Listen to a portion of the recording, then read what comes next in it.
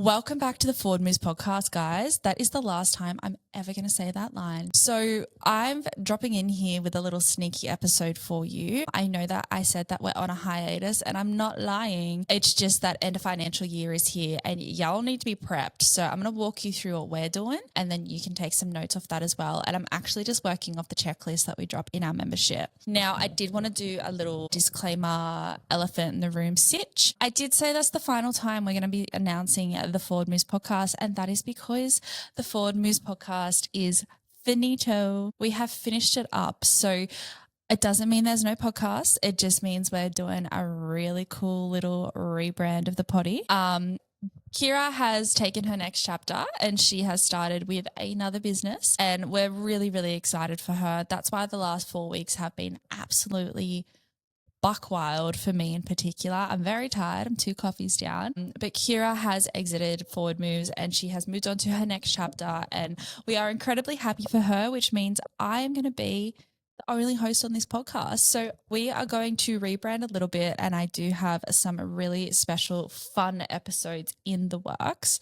So there's going to be a couple changes coming to this pod. So make sure to stay tuned. But for the last episode, I promise, we're going to do a bit of an end of financial year maxing. So welcome to your end of financial year maxing essentials series. And this is where we're going to go over everything that I'm doing. I'm going to tell you what I'm doing as a business owner and why I'm doing it. And then I'm going to tell you what you need to do as well. So let's get cracking.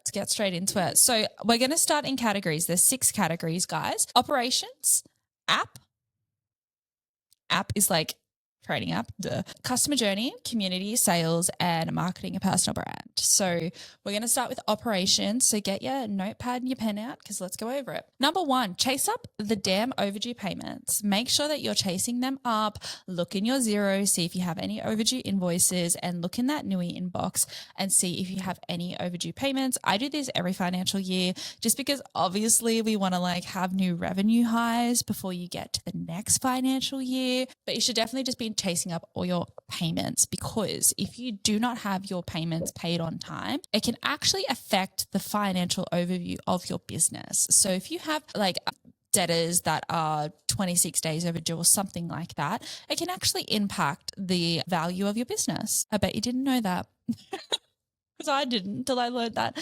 about 6 months ago. My accountant taught me. So just making sure that you're chasing up all the overdue payments, making sure that if there's any late people, so something that we've actually done at Forward Moves is we're aligning all our payments to a monthly structure instead of a weekly and a fortnightly structure. So just getting them all aligned, it's been a huge task. And a big part of this task is that we've actually moved on to the new platform, which the new podcast will talk about and we'll take you on that journey, or you should just watch my YouTube channel because if you're not, rude. Because we have moved everyone onto the new payment platform, and with tech, the structure of payments is monthly. As you all know, you will pay EverFit monthly and things like that. So we're just realigning all the payment structures, making sure that everything is all groovy. And if you owe anything, make sure to set it up. So for example, I just set up some payment plans for tax because my personal tax, I just like to ignore because I already pay business tax, but I have to pay personal tax too. So we just set up a little payment plan for the personal tax. And I actually made some pretty heavy investments this month into the business to spend a little bit more money so I don't have to pay as much profit tax because I already pay enough tax. So we did a bit of an investment in a company, which I'm sure I'll probably go into. I don't know, but we paid an overseas company to help us with some sales, and so I'm just making some bigger purchases towards the back end of the year just to bring that profit down a little bit more. This is under the guide of my accountant though, so ask your accountant. And if you do need a good accountant, Jordan from FitBooks is honestly amazing. So I moved to Jordan around 4 months ago now, and she has been a lifesaver. Genuinely a lifesaver. And that says a lot because my accountant used to be the partner of the accounting firm. And I love her to death, Gemma. I love you. You're the best person in the world. But with the way that the business is running at the moment, with the growth phase that we're in, I needed someone that was a little bit more on the pulse. And Gemma was more of that overarching, financial advisor where Jordan I can speak to daily and ask her questions. And she's honestly been phenomenal. And she sends me these financial overviews every month. And I know that if you're a FitBooks client, you know these overviews and they're incredible. And I utilize them to set goals. So this is like a huge plug for Jordan, but seriously guys, she's insane. I think we're the largest business that she works with. So she does work with like a broad scope of businesses, but seriously love her. She's incredible. And even my advisor, I sent her one of the financial overviews. She was like, oh my God, your account is amazing. And I was like, right. So there you go, Jordan, there's your plug. And if you work with us and Jordan, you get discounts on both of our services. So what are you doing? Okay, sorry, I'm going really off track. This is the first time I've podcasted in weeks, guys. So reviewing all your payment systems. So this is something I've been doing with literally nearly every single one of my clients, is getting them off their shitty payment platforms and getting them into good ones. Now, I know that different payment platforms work different for everyone, but can I just say something? If you're finding it different because it's a change, it doesn't necessarily mean it's a bad thing. If you're finding something hard because it's different to what you've done, it doesn't mean that it's not working. It just means that it's new. And the truth is, in business, you need to try new things in order for your business to grow and scale. So typically what I do is I tend to move my guys off manual payment platforms, so like things like Easy Debit with like signed contracts and things like that, and move them into something a little bit more automated like Nui. So yes, the fees are a little bit higher, but you are literally paying for the convenience of an automated service. And Nui is fantastic. They've got so many incredible updates coming. Unfortunately, FM is moving off Nui in its entirety because we are running payment platforms through our new tech portal. And I'm actually so sad about it when I messaged James and why do I forget the Nui boys' names? Oh my God, what is happening to me? Guys, my brain is like not, Niall, my brain is not working today. I messaged James and Niall like a month ago. I was like, I'm so sorry. I'm moving off Nui. We're moving into the new platform. And I was really sad about it because Nui is really good. So making sure that you're moving payment platforms is another one. Or just like refining your payment platform and making sure that it works for you. Also, on this note, when you're chasing up overdue payments and chasing up payment systems, utilize Claude. So what we've done and what I've been working on in the back end of this financial year is I've basically linked Claude to my Stripe, and Claude chases all my overdue payments for me and it emails them on behalf of me. So it'll send an email from my inbox and say, hey, your payment is overdue, and it does all the overdue chasing for me. And then Nui obviously has that AI overdue assist. So this is definitely the year where we're going to be removing a lot of manual labor in terms of like VAs and PAs. And it doesn't mean they're removed as a service entirely. I still think there's always going to be a place for a human. I just think the tasks that they're going to be doing are the tasks that need to be done by a human. And payments really don't have to be done by a human. Like, who wants to chase payments? Not me. All right. Update your terms and conditions, y'all. I know that everyone listening to this podcast probably hasn't updated them in a hot minute, but get them updated. And I always get questions around terms and conditions. So your terms and conditions are obviously like your service conditions, right? But as you grow into a business and as you become a company or as you become a proprietary limited or whatever your business structure is, I always really recommend to pay for terms of service, privacy policies, and business policies, because when you have a lawyer write them, it means that you're incredibly protected. So we have them on our website. If you go and like look at them, our lawyers write them up and they refresh them for us every so often. This is a pretty big investment, but let's be real. If we want to run a proper business, we have to be making sure that we're investing in the right things, and being legally protected is one of them. So I really do recommend, if you are looking to grow and scale your business this year, maybe reach out to a lawyer and just have a bit of a chat to them. And if you want to reach out to our lawyers, again, they're amazing. I love them. Their name is Progressive Legal. They are from Sydney, and they do these little packages of like 5 legal documents. Anywho, review your onboarding. Good Lord, guys, you can, again, let me tell you about Claude. I'm a Claude bloody baddie at the moment. I'm loving it. I'm Claude Maxing my life. God, literally Claude Maxing my life, because let me tell you, I basically there's no prompts. I just talk to Claude like a person. I'm like, hey, can you do automatic onboarding for me when a purchase comes through? So Claude now watches the purchase come through on Stripe, categorizes it and sends it the accurate email and onboards them into my life. Like, I just love it. I have saved so much time and so much manual labor. And just like a little tidbit for you guys, running an agency is so expensive. I don't recommend it. Running an agency is so expensive, but I have probably saved $10,000 to $15,000 a month of fixed costs through utilizing Claude. And I know that there's this whole thing of AI in the world and it really shouldn't replace humans. Trust me, I get that. But also, as a small business owner in Australia, it feels so nice to be able to save money where I can and actually take a little bit more home for myself. As a founder, I eat last, and it's definitely been something that I've always done. I've always just eaten last. I've always paid myself the lowest salary that I can. And as the years have gone on, absolutely, I've made that little bit more money and I've treated myself a little bit more like, why shouldn't I? It's my business. But oh my God, I've just realized that these guys are going to get my personality out of this podcast. I feel like on the FM podcast, obviously, like the new podcast, I'm going way off track. I promise I'll come back. The new FM podcast, it's obviously going to be tied to Forward Moves, but it's actually going to be tied a little bit more to my personal brand. So you guys are going to get a little bit more of Ash. So strap in because it's chaos. What was I saying? As a small business owner, we already pay so much money to run our businesses. It's so nice to keep that little bit more for yourself. Like, it's so nice. So it's just so good. And by cutting out all of these costs, so like, for example, we've gotten rid of all the contractors that have worked with our business, not for any other reason other than we've been able to internalize it ourselves. It means that also the staff that are with me, they can get a little bit more too. Like, it's better for everyone and it's created such a better culture. So yes. Anyways, back to onboarding. Make sure to review it. And if you want to learn how to use Claude and optimize your business, girlfriend, that's what our group coaching membership is for. And that's what I teach people on Thursdays, how to actually set up Claude, how to run your business, and how to make sure that you are doing it in a human way, but also maxing out as much operational standpoint as we can, because that's what we want to do. But in particular, yeah, get your onboarding sorted. If you're still sending manual emails, girlfriend, let's get ahead of that. All right, review your exit processes. This is one that I see people not formalize a lot, and it's a no-no for me. Just a simple exit form, name, email, reason why you're leaving, give us some feedback. Number one, that feedback is pure gold. They will tell you what they're thinking.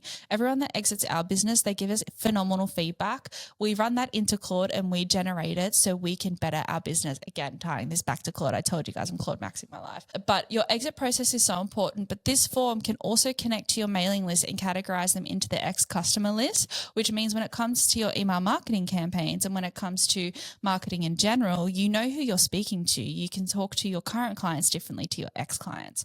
So making sure that you're doing that. Another one, pay off all your overdue invoices. Don't be one of them people. Pay your shit on time and just set up a payment plan if necessary. Guys, I have been that girl that's avoided an email in my inbox for a month and it doesn't go away. Like, avoiding it doesn't go away. You gotta get it sorted. Same thing with the ATO, a little bit of insight. I was like, last year I got a personal tax bill because I used to do my consulting on the side outside of FM. I was like, I'm not paying that. It doesn't go away. It just stays there. So now I have to pay it all off, and that's okay. So pay off your staff and reach out to people. When people have overdue invoices with me as a business owner, I'm like, it's very frustrating. But when they reach out and they say, hey, I just need some flexibility, I'm like, that's fine. Thank you for communicating with me. And that's all that you need to do. Review any of your business equipment. Now, again, run this past your accountant. Obviously, they're going to tell you if you need to buy things to bring down that profit tax, because we don't want to have to be paying extra tax if we don't want to. For example, I begged my accountant to buy a laptop and she said no, only because I'm purchasing something else this month and I really want a bigger laptop, but I don't really need one, but Ray got one, so I want one. What is wrong with me? I feel like I'm really materialistic. I don't know. At least buy it myself. Wow, this episode's going to be rogue. Okay. Yeah, so just check with your accountant if you can buy anything. Also, like when it comes to your subscriptions, any subscriptions you have in Australia, so like us, Forward Moves, or Canva because they're Australian, or Fitsley, they're Australian, or Nui, actually no, they're only fees. Any subscriptions that you have with the companies in Australia, maybe even ask your accountant if it's worth paying for the year in full, because that's a GST deduction as well. So yeah. Review your pricing. This is the year that we are not undercharging for our services. Making sure that you're reviewing your pricing, looking at what your capacity looks like. If you think you can't take on 10 more clients, but you want to make more income, it's time to do a price increase. People will sign up with you. It's just about the value proposition. It's not about the price. So if you don't know how to review your value prop, then the group coaching is for you. I'm just going to push it this whole time because our customers are actually getting the best results in this program. I'm actually very proud of it. It's been really nice. So making sure that you review your pricing. I see businesses that don't increase their pricing for years and I'm like, how are you affording to still run? Because at the end of the day, life is more expensive for the consumer, but life is more expensive for the business owner as well. So you have to increase your prices and believe in them. So yes, review your pricing, really great time to do it. Everyone expects a pricing increase at end of financial year. And if you're feeling nervous about putting up your prices, I want to tell you a story. So we have to pay for our bins at work. Honestly, so rude. We don't get the free council bins, but we have to pay for our bins and they have increased their prices 5 times in the last 2 months based on the fuel tax charge thing. I just delete their email now, like whatever. So stop being scared to increase your prices, just increase it. And I always get questions around like some people, because they haven't increased their prices in years, some people might be paying $50 a week, but their new price is $80. And they're like, how do I increase it? Do I do increments? I'm like, if you do an increment, you're just going to resent them. So if you're going to do an increment, do like a $15 increment and then say at the end of the 6 months, it's going to go up to the full price and like basically do a roadmap of price increases for them. But this is why it's so important to stop being afraid of increasing your pricing because you're going to get yourself into them situations. Send out the pricing increase email. Do it from your account. Make sure it comes from you. That's very important. Review any niggles in your operations. We have definitely been doing this over the last 4 weeks. This is why I'm so tired. We have just been removing as much manual work as we physically can. So in our business, one of the main things that we really value is relationship with customers, communication with customers, and personalization. And they're kind of the things that our customers really love being with us for. They love getting multiple responses on the same day or feeling like they are not a number. They're a human, right? So what we do is we try and optimize our operations on the back end of that so we're not actually doing tasks manually that don't need to be. And a really great example of this is over the last weekend, I spent like 10 hours on Claude. And I connected up my Zoom to Notion. So we use Notion for checklists with our guys. And I prompted it. And I really spent some time on it. Can you please get me my water bottle? Thank you. I really spent some time on it. So now at the end of every call, Claude actually creates the checklist and triggers it through to the customer. And I prompted it so much that it is actually the checklist that I would do for the customer. So it triggers it through to the customer so I don't have to do that checklist. And when you think about when you're doing a checklist and putting it into someone's board, that takes like quite a lot of brain power. It takes, 20 minutes, 10 to 20 minutes, right, per customer. So I've actually just automated that. So instead of actually doing the checklist, I can do the strategy instead, and I can spend more time on the strategy, which means the customers get more out of the service. So making sure that you are optimizing your operations. Don't optimize your delivery with the customer. Obviously that's important, but the operations around it, it's great. Next one, set any new expectations with the customers. Again, this is something that I've definitely been doing lately, particularly of me. A really great example of this is I've just hired a PA who is going to help communicate with all of our customers, just because obviously I'm on calls a lot, guys. I'm a busy girl. I'm on calls. I'm growing a business, and I really didn't want the customer experience to dip, given that I spend 8 hours a day on calls most of the time. I travel for work. I'm doing lots of things, right? I didn't want that to dip. So I actually hired someone in that can communicate when I'm not there and then let me know what the most important thing is that I need to get back to them on. Just like really help. I'm actually also really, really keen for the app Kinzo to go live this year because Kinzo does this automatically. And it basically highlights who you have to get back to and things like that too. So that's going to be a good one. But set some expectations. This is a really good time. If you've got any people that are constantly missing check-ins, if you've got payments that you want to realign, if there's things that you just want to refresh because it's making your life hard as a business owner, do it. Because remember, at the end of the day, your business can only grow if you have time. Time is your most valuable asset. So send out a customer feedback questionnaire. Please do. Please use Likert scales. Please gauge feedback from your customers. Make it anonymous if you're brave. Anonymity can always bring negativity, but it also brings the best feedback as well. Feedback is really good. Constructive criticism is actually the best thing, and it's something that you should be consistently seeking. One of the things I've learned in business is that the worse that you feel and the more that you prove wrong, the better that your business is. And I find this really funny when I get off calls with my advisor, for example. She gives me a lot of constructive feedback every single call. And it's not that she's being mean to me. She's obviously lovely. I've been with her for years. It's the constructive feedback that she gives me puts me back in my place and says that you don't know everything, so you need to keep bettering your business. And that's what we want, and that's what we love. So making sure that you are getting really good customer feedback. And guys, get on calls with them. Just give them a phone call. Get on a Zoom. I cannot tell you the amount of times I just get on calls with customers because the back and forth via email, the forms, just get on a call. Record that call. Use them calls as social proof on your stories. Make your life easier.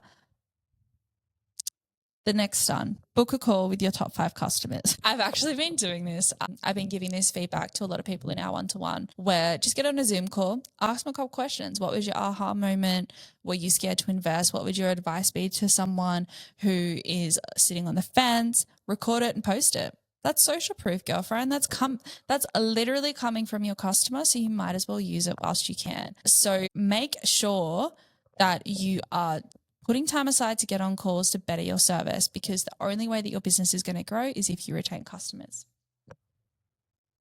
Next one, book a call with your accountant to go over your finances. That is a non-negotiable. Make sure to be doing that, and just have a look at where your business is sitting. Okay, this is a big one. Do a subscription clean out. Not only a subscription clean out, do like a full review of your finances. Again, this is something that I have definitely been doing over the last month, given that we've had some major things happen in the business with obviously Kira leaving and her role opening back up. We've also had a new marketing manager come on board. So what I did, I cleaned everything up. I got rid of all the contractors. So I got rid of like email marketing, paid ads. I got rid of everything and I internalized that into a salary. Other things that I did is I removed like our appointment setter rates and I replaced that with a platform, which we're currently trialing at the moment to see if it works. And I use the same spreadsheet that we use with our customers in the service. So this spreadsheet tracks where your money is leaking, and it actually has a traffic light system. You guys probably heard the slang online, like customer acquisition costs and things like that. Basically what it's looking at is if there's a leaky bucket within the business, and it's going to tell you where that leaky bucket's coming from. And this is something that I consistently do. So something that we've done in June is we've actually just turned off some of the paid ads. We've only done retargeted ads, and we've really put money into bettering the business instead of paying for lots of things. I've also cut off so many subscriptions and just making sure that I'm refining staff roles. So if you have people that are working within your business, what are they doing? Have you got a VA that's doing onboarding that could actually be doing something else, and you could automate that onboarding with a Claude subscription? Like, have a look at where your money is leaking from in your business, and it's going to really, really help. Again, review your contractors and audit your offers are the next 2 items. I feel like I've just covered them, but just making sure that you're just got things up to date, particularly with your offers, making sure that they're just nice and fresh and that you feel confident with them and there's no confusion with them. If the way that the offers should feel is if you put it in front of someone that doesn't know your business, they would understand that there is a point of difference within each offer. So, I mean, you're probably surrounded by people that don't know your business, so do it. Put the offers in front of them and see. Or join our membership and put them past us, because I'll give you some feedback.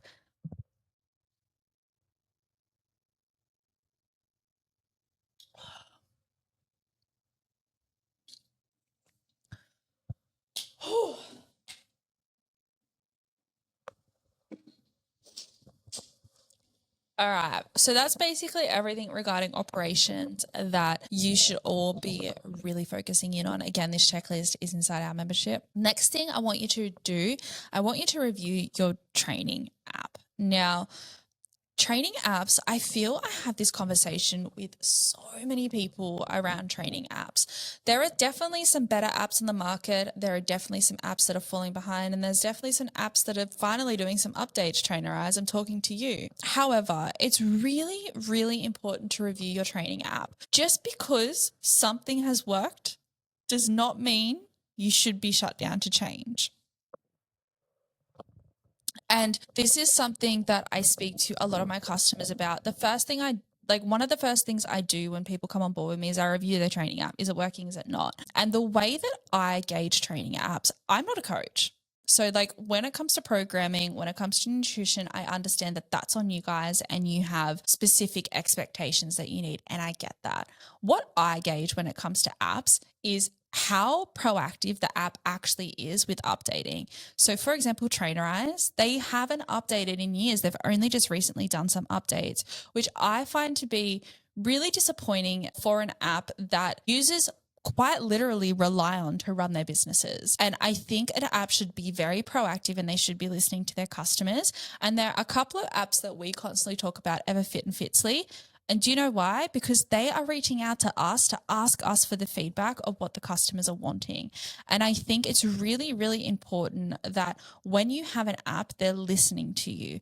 And if they are not doing updates in a quick and effective manner, what are you doing? You're just waiting for things to change and things are not going to change. So review your training app, see if it's working. Are you maxing it out to its potential? Is the nutrition up to date? I know that the nutrition is probably not up to date, but I do have some nutrition updates for you guys that I will chuck in here. Are you paying for add-ons that you don't use? Are you optimizing it? I could probably bet you right now I can log into your EverFit and you're not optimizing it the way that you need to be. So maybe you need to do a little bit of a review.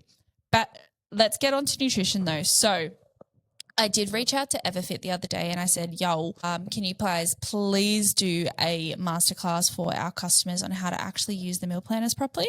And they said yes. So our membership community is going to be getting access to that. And when I say membership community, I mean group coaching upwards. They're going to be getting access to a very exclusive EverFit call where they can have a chat about meal plans. I do have some clients that absolutely love the meal plans in EverFit. I do have some clients that absolutely hate them, but there are a couple apps out there that I do want to recommend. So first of all, I know the MFP update is horrendous. Again, just because change feels bad doesn't I know that I said just because it feels different doesn't mean it's bad, but let's be so real right now. The MFP update is literally the worst thing in the world. So I have in our group chat, we do have some coaches exploring Chronometer and looking into that as well. When it comes to meal planners, I did have a call with Phil from Pro Nutrition Planner the other day. So I know that in the industry, there are a couple of meal planners on the market, but Phil has built his own app and it actually looks pretty cool. So I had a chat with him the other morning and that was really, really nice. I got to learn about that training app. I've also got some customers inside of our community that actually just rave about it, and his memberships start at $70. And it's a kind of like an automated meal planner, and he's working pretty quickly on the feedback, and he's from Adelaide. He's a coach himself. He obviously saw that there was a bit of a gap there, so he just launched into it. So yeah, if you guys are looking for a meal planner, that's a good one there. Update your internal customers. So are your customer lists up to date? Do you know what week that they're up to? Do you know what the lifetime value is? Have you been tracking all your data? Making sure that just your CRM's up to date, your Notion board is up to date, your lead tracker's up to date, making sure that everything is just nice, fresh and clean coming into the new year, because it's very, very important that your systems are up to date, because I feel that a lot of the time when we avoid things so much, it just creates more work and it's not fun.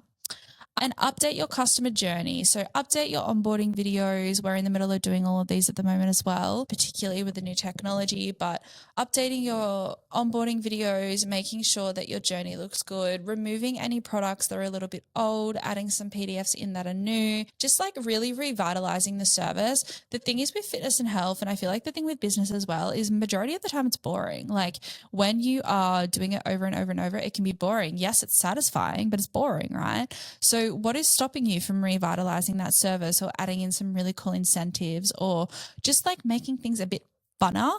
And I get a lot of questions about retention. It's like, how fun's your business? Is it fun? Is it not? Like, if you don't have great relationships with your customers, how are you making it fun? How are you building that relationship?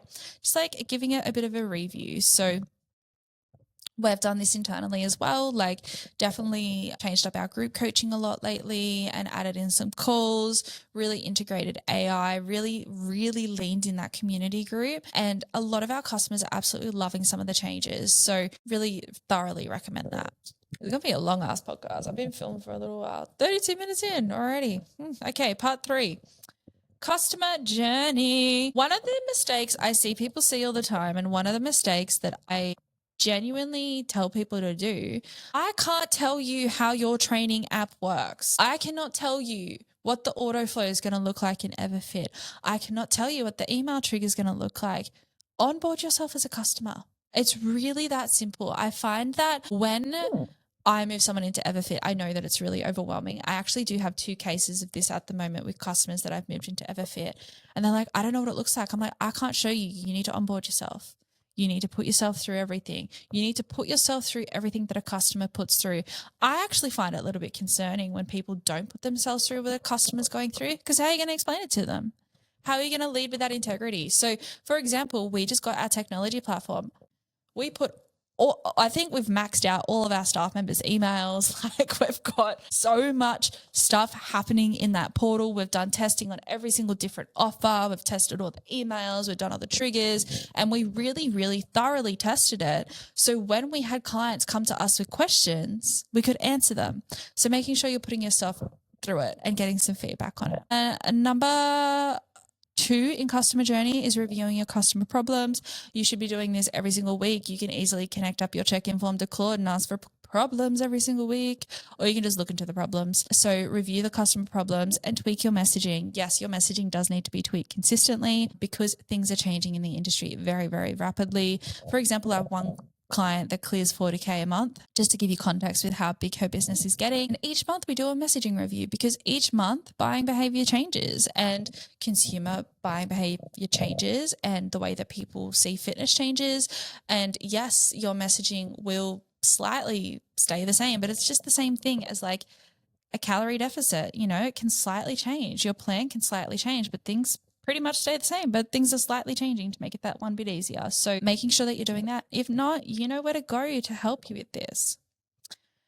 Next is your community. Now, I am a really big believer in community. As you guys know, we've been really hammering in our community this year. And let me tell you, it's hard work. Like, actually managing a community, creating events, doing incentives, sending out merch, it's actually a lot of work. But someone commented in our community group the other day, and it has stuck with me more than anything, that they have a multi-million-dollar business. This company is huge. And I said, what do you think the key factor is for your company being so successful? And they said, to be honest, we've never been revenue focused. We've always been customer centric and bent over backwards for our community. And I really resonated with that because I feel like Forward Moves does the same. Like, I have always, if someone from our community who's not even a paying client asks me for a call, I'll get on a call with them. And I feel like that has really been such a big factor in the FM growth. And when I tell my customers to engage their communities, they're like, no one does. I was like, because you haven't tried. You need to do it. You need to be the leader. You need to engage in your community. And when my customers really lean into their community, they notice such a big difference when it comes to their business because it makes people feel wanted. It makes people feel included. So if you're not putting time into your community, start putting time into it. And then run some internal promotions for the community. That camera just stopped recording. That one's still going. Keep talking to that one. Okay. So you can run internal promotions for your community. A really simple one is, if it's someone's birthday, give them a call and transfer their money for a coffee. Something really simple, like the small tasks that have thought behind them over the extravagant things are the things that are going to count when it comes to actually having a really fantastic and strong community. Next topic, sales. I know we all hate it. When it comes to sales, I'm just going to say sign up to our group coaching program. I know I've pushed it a lot, but there's a reason why, and it's because Anna is a gun when it comes to sales, and the tips, the engagement in her sales calls and the tips in the sales calls that our customers take is crazy. Let me read you one. So other day we had a sales call and she was teaching people how to sell on stories. Let me just scroll. We have a lot of comments in our group chat. There's a lot in here. Okay. So we had the sales call. Feedback.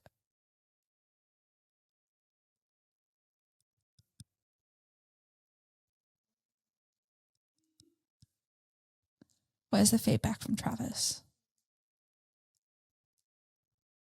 Haha. Quicks. This is from one of our are you good? This is feedback from one of the people in our community, Travis. So this is following the sales call. Quick story about the importance of touch points. Since we talked about it on the call with Anna yesterday, I just signed up a client today that I've been building a relationship for the past 3 to 4 years. She used to come into an in-person kickboxing class I would teach. Then she switched to another gym that I also happened to switch to later. Earlier this year, I invited her to do a low-cost 6-week 5K group coaching training program because she was interested in running, and she said yes to that. After that program, the conversation naturally flowed into how I could help her. I had way more than 20 touch points over the years, but this definitely showed me the importance of nurturing relationships. So basically, yeah, sale. I don't know where I was going with that, but really important to, one, review your sales call record your sales calls, get someone to review it, number one. Number two, review your sales data. How many calls are you booking? How many calls are you converting? And do you need to improve it? The answer is most likely yes, because every single person that comes into our program and they watch our sales calls, like, oh my God, I've been doing it all wrong. And then they actually fix it. And we do have a spreadsheet that tracks the data in the program as well. And then review your DM strategies. Now, I actually do have my check-in form open with this one because I have a check-in from a client that says that she's feeling really exhausted with how little inbound inquiry she's getting and how much she needs to speak in the DMs. And I really want to talk to it. So I feel that the days of only getting inbound inquiries are dead. And I feel it's because this industry is a lot more passive. And I feel that we need to make a little bit more of an effort to actually get a sale through the door. I've definitely noticed it. Like, FM would not be alive without an appointment setter, without having someone in the DMs talking to people. That's really quite important. And it's definitely the way that we're making a lot of our revenue at the moment. Yes, we still get inquiry forms. Yes, we still get calls booked, but a lot of the time it's from us starting the conversations ourselves and putting the effort into it. I feel like people are a little bit more reserved these days. And I feel like everyone listening to this podcast really needs to actually start thinking about if sales is a role that you need to fill in your business, is having someone in the DMs or having someone that's consistently speaking to customers. That camera's off again. Or having someone that is nurturing relationships. Is that somewhere where you can... Sorry, guys, we just had technological difficulties. Okay, and the final part of this end of financial year maxing series is marketing and personal brand, because a lot of people could really do with some help here. And I say that with love. And it's only because the marketing landscape is changing so much and it's so hard to keep up with, particularly if you are a coach, because that's not your skill set and you don't have to know everything about it. But marketing is changing so incredibly much. And I do want to make a bit of a comment. I feel like this industry is so negative at the moment. I feel that everyone is tearing each other down. And I feel that everyone is tearing each other down.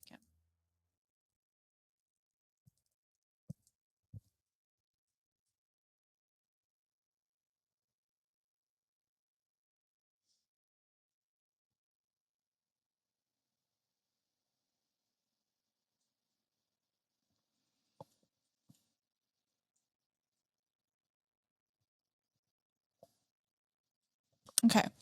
So I feel that marketing has taken a very negative turn in this industry at the moment. And I feel that a lot of people classify marketing as tearing others down consistently, tearing other methods down consistently, and just reacting to videos and having a negative connotation attached to your page, which, first of all, is that how you want to be perceived by your customers? Second of all, of course it's going to work because it gets attention and people love drama. Like, people connect over drama. They connect over the tea. They connect over relatable things. And yes, it might be a strategic way to get attention on your page. But if we go back to the definition of what marketing is, it is the process of identifying, anticipating, and satisfying customer needs to create valuable and profitable exchanges. It is not tearing someone else apart to show how good you are.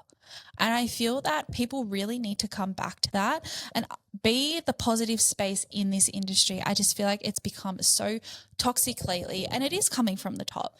It is coming from the top because a lot of the leading people in this industry, like the leading coaches and business coaches, they're tearing people down as well. So why wouldn't you follow it? That camera just went out again.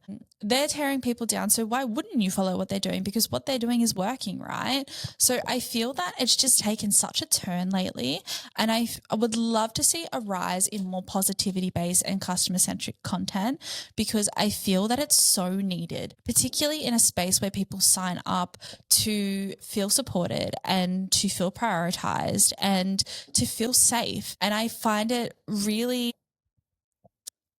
ironic. Is ironic the right word? I find it really I don't know the word to explain it, but I just find it so disjointed that in a space where we're meant to uplift people and make lives better, the way that we do that is by tearing down the peers that do it as well. And it's really funny. I will speak about this because I obviously have a lot of coaching clients and I'm in this industry, right? And when I speak about personal methods that I use in my coaching program or my coach uses with me, a really great example of this is I am in a pretty significant dieting phase at the moment for my wedding. I only gave my coach 10 weeks to prep me. That is on me, right? I only gave my coach 10 weeks to get me ready for my wedding and to lose 4 kilos. And I'm psychotic. I know that's crazy. I just didn't want to give up my life.